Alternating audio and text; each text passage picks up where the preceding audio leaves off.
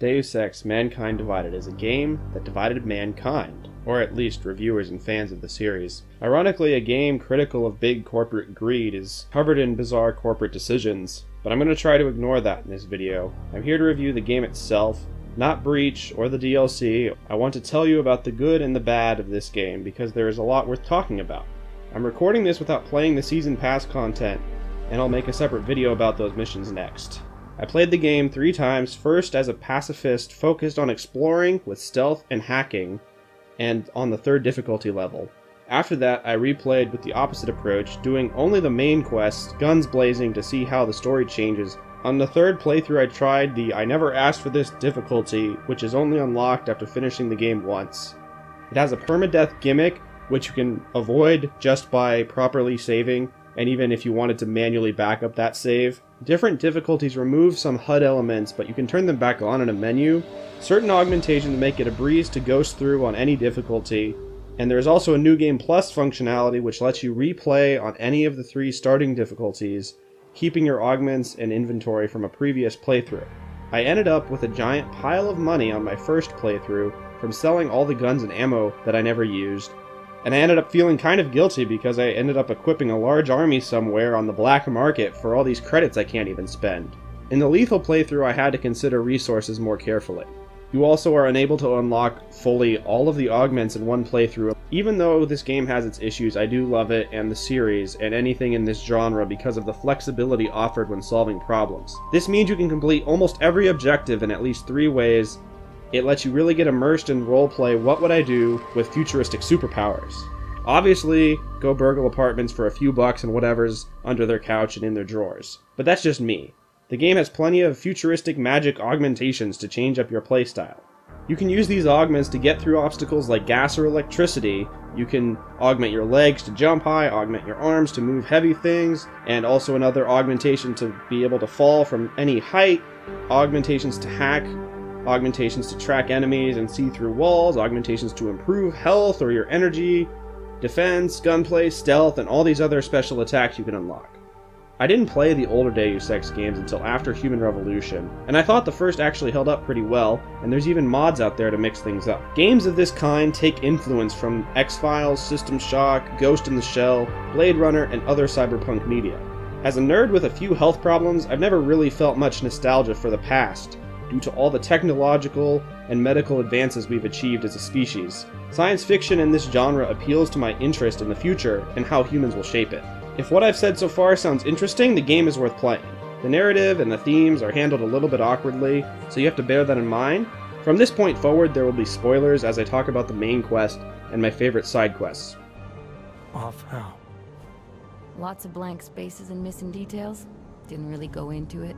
The plot opens with Adam Jensen as part of the International Counter-Terrorist Organization on a way to an incident in Dubai, and you are offered a choice of gear for your first mission. You have a couple optional objectives that don't really matter in the long run, but this tries to tell you that you can do things differently. After the tutorial mission, you enter Prague and meet Alex Vega of the Juggernaut Collective, and they are an anti-corruption, anti-Illuminati group. You are actually a double agent working for the Juggernaut Collective. A bomb goes off, which increases the overall tension, and you can get your augments repaired by the help of another character named Kohler.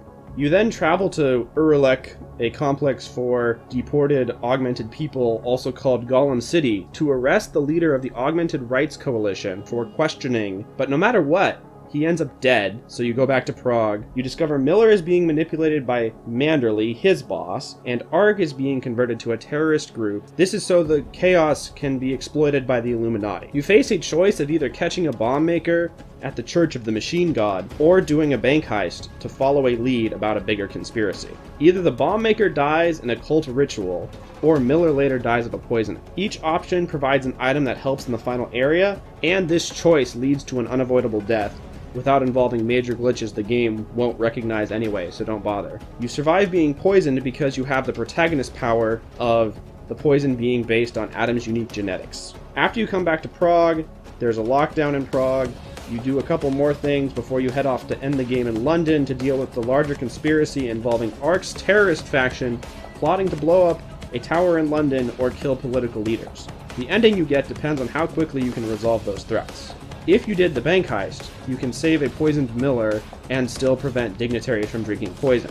The only forced boss fight is laughably easy, even non-lethally, if you fully upgraded the Tesla launcher and have enough rounds to stun everything in your way. There's also 2 chances to get a kill switch for the final boss if you explore enough and weren't going for the pacifist achievement. The ending feels a bit flat as the news just recaps the choices you made in the game and addresses the side quests you completed.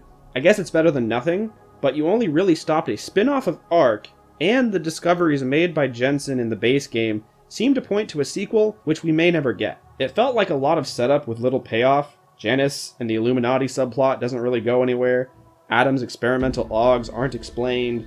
Relationships with most of the characters don't have any arcs or development, other than a few reveals about people being double agents, like Chicane and Delara the psychologist, and this doesn't have an impact in anything. Many have complained about feeling like the game's ending and structure is lacking, and I do agree, but I do enjoy the game and think it's worth checking out, especially now that it's been on sale and cheaper.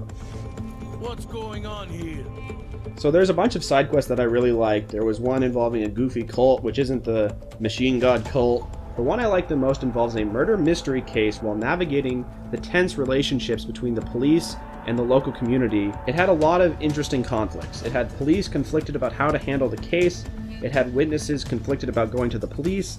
It had hypocritical politicians claiming to speak for the people who don't like the minority group. There's profiling of an augmented person who got tangled into gangs, and the whole system wants to just ignore the case. If you do enough investigation, you get a follow-up side quest where it turns out that Daria, the witness, was actually the killer.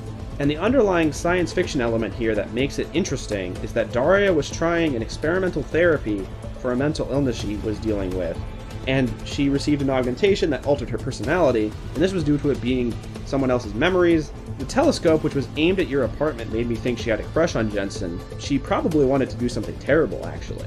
The dialogue battle with her at the end was tense, and it really drew me into the existential themes of this game and what it must be like to have this split personality. Several side quests have combat that can be avoided with dialogue, some requiring the Casey mod, which I'm not such a big fan of since it gives away the answers of the dialogue with these blinking lights, and these lights distract from the actual conversation. There's also a significant side quest involving developing fake documentation for augmented people, where there's a tangled web of motivations and causality that actually trace through the game more than most other aspects of the narrative. It connects with the underground press movement. There's a different quest with an undercover cop helping civilians by helping the gangs he was meant to infiltrate. Due to the events of the previous game, there is a strong tribal divide between augmented people and natural humans. This is all over the game in sort of a racism allegory that didn't really sit well with many players. Maybe it is what they were going for, trying to be provocative. I can see why it would be hard to balance this experience to be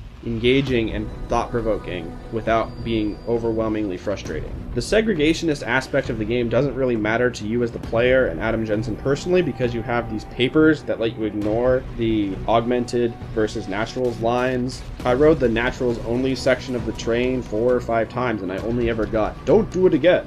I mean, it's a bit annoying to get profiled and hear people call you Clank, and I appreciate the intent of bringing up these complex issues. It would be interesting if there were more consequences for violating the social norms, or whenever you confront the police, it doesn't ever catch up to you. No one Adam Jensen cares about is mindlessly assaulted or mugged just for who they are, except for maybe off on the side of some of these emails you can read about stories of people. The fact that augmented people in the first game, Human Revolution, were rich people with superpowers makes them a bizarre minority group. You read emails about people going broke due to spending money on neuropazine, which is an anti-rejection medication augmented people take for their augments. People are being deported, and this seems to reference the private prison complex you see in America, and there's also echoes here of immigrant situations around the world, which are due to conflicts over shrinking natural resources and global politics leading to regions being severely destabilized.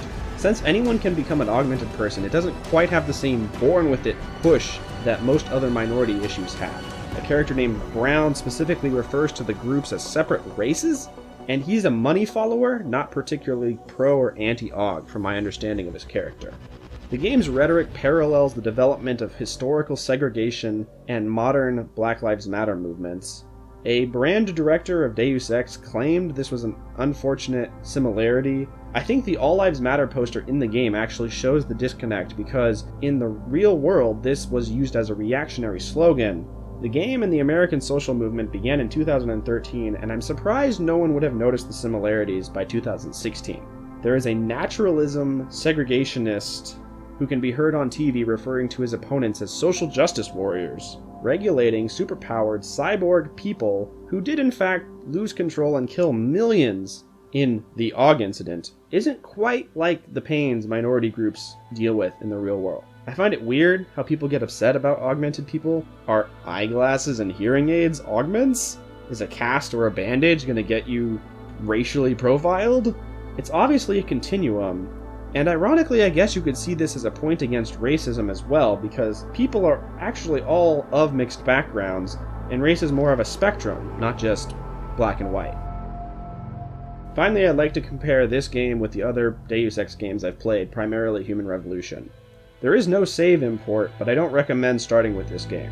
It's not quite as globe-trotting as the other games in the series, but I think they expected you to really connect with Prague as it descends into darkness and fear, and Prague is a bigger hub world than any of the other Human Revolution hubs. According to How Long to Beat, Human Revolution is longer, but this game did feel more dynamic in combat and exploration. Some of this is due to the experimental augments.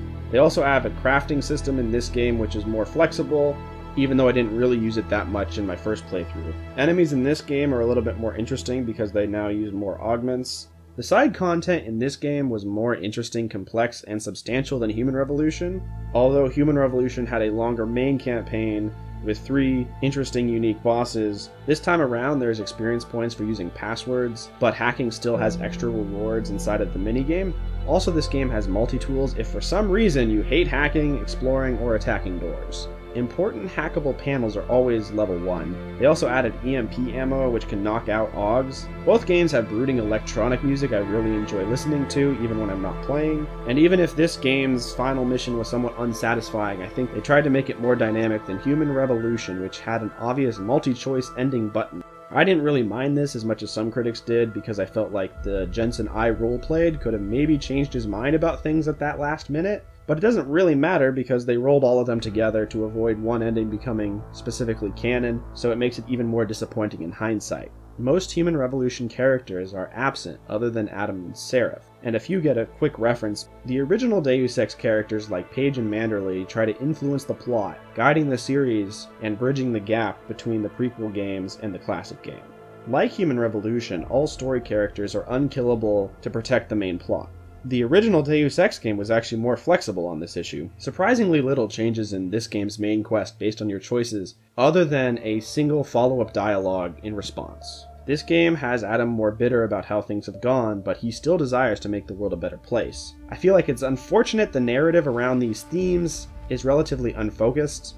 It actually reminds me a lot of Metal Gear Solid 5, which had significant narrative gaps and corporate marketing issues, but the gameplay on a moment-to-moment basis was very flexible and engaging. So I really wish more resources went to the main game than the universe content. I'll go more into this in some future video, but my next one will cover the 3 DLC missions for this game. If you like this video, please subscribe. I'm also going to launch a Patreon if you want to help fund this channel becoming ad-free. Leave a comment telling me what you would change about the recent Deus Ex games. See you in the next one.